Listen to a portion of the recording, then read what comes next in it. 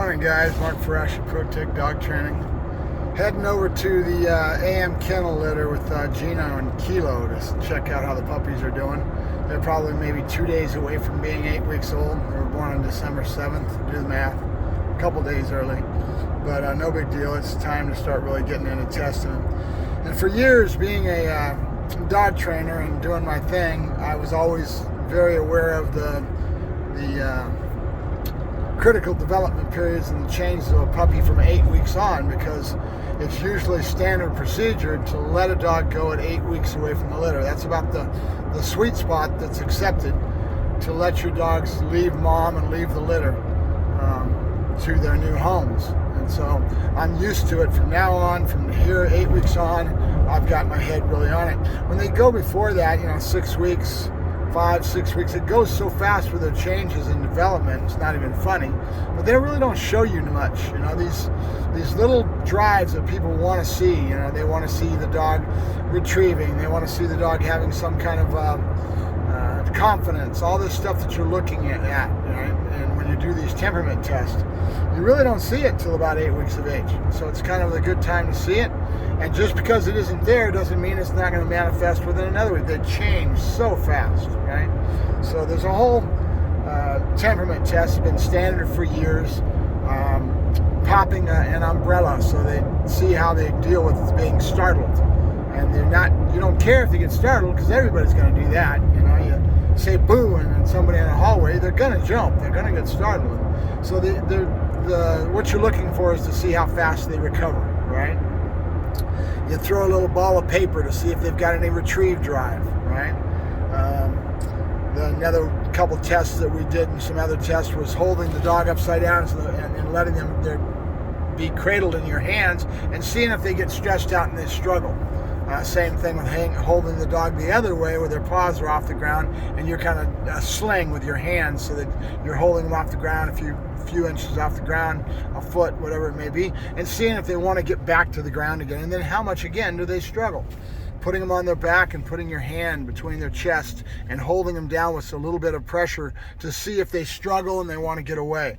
You're looking for things that tell you the nature of the animal in regards to him being biddable. And there's that word again. Biddable basically means that the dog is trainable, right? And then how easy is it going to be to train? How compliant is he going to be to training? And that's kind of what some of the things you're looking at. And then you're looking for drives. You're looking for if the dog's got a retrieve drive. Do they have confidence? Are they inquisitive? Do they look around? So we're going to be doing all these little things today. And I'm not sure I'm going to get it all on film, because there's the breeder, and then we've got our marketing guy with his filming, and he's a dog guy too. He did his own test last week, and he ended up taking a puppy. Great puppy. You see it on film already. Just excellent choice. He did a real good job. A little help from his friends. No big deal. So, it's what it's all about. We'll put our heads together and kind of just check out the puppies and be bantering back and forth and interacting with each other. And it's great, because it gets your juices flowing, or maybe something that you didn't see the other person sees, And with his puppy, he spotted it. She was in the back corner with her tail up the whole time. Very confident little pup. She wasn't barking, going crazy. And he pointed out, and he's right, that a lot of times the dog that's going at you and trying to bark and show all kinds of bravado is the one that's insecure. That's where it's coming from, that reactivity, right? Because they're a little upset about somebody new coming into their area, right? So it's...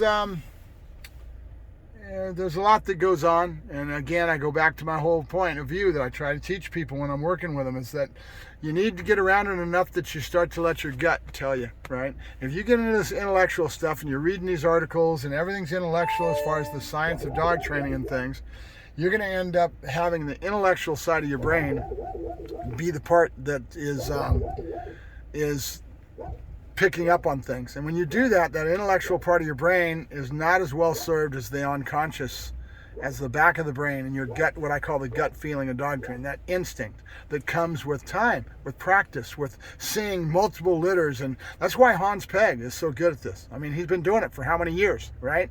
And he's a master at it. But most of that stuff that he's doing, he maybe have started in the intellectual side of his brain, But there was a certain point that now his gut is taken over, and he just does it with instinct and feeling. And he knows when he's got the one that's the one, right?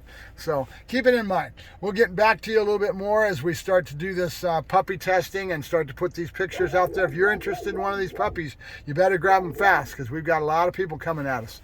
This is a good litter. It really is. All right, Mark Ferrasci, Protect Dog Training, signing off. Bye-bye.